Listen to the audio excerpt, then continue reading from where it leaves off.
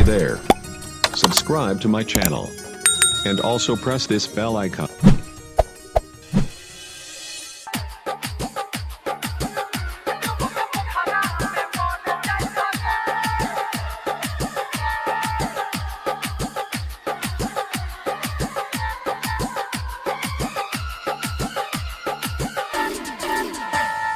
केहुओ से कुछ ना बताइब बेवफा, तोर कौनो दोष ना लगाइब बेवफा। झूठे करली है शादी मोर कते बार बादी, सुन बतिया बताई तोर रिश्ते टूट जाई रे। डूब के पोखरा में मर जाई रे, तोर दिल पके टूट जाई रे।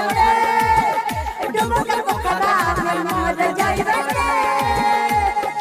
Mixed by Aditya Recording Studio, Gopalganj. डूब के पोखरा में मर जाई रे।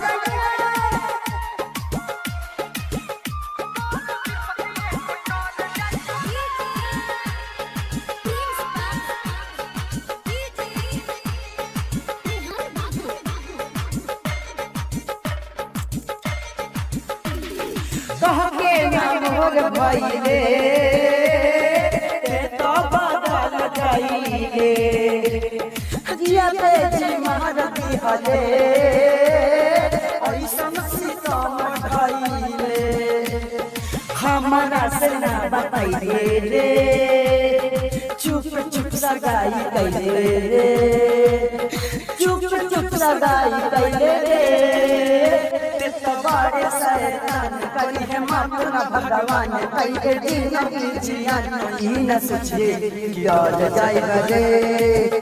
डूब के पोखरा में मर जाई रे, ई न सोचे कि डर जाई रे। डूब के पोखरा में मर जाई रे।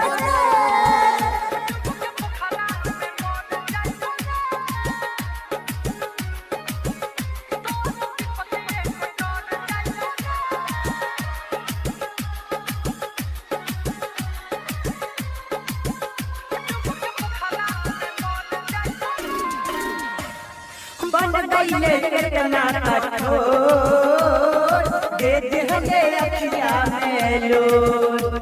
जीती न फेर दीपकवा, चल जाई जिंदगी से दूर। प्रिंस देहर जानी गे चाप, झूठा भूत मानी गे साप, झूठा भूत मानी है साप। छोटे से सनात भाई छोटे सिर की गाड़ी आई, तोरा सुन के भेटाई नाही कतही न जा रे आई रे। डूब के पोखरा में मर जाई रे।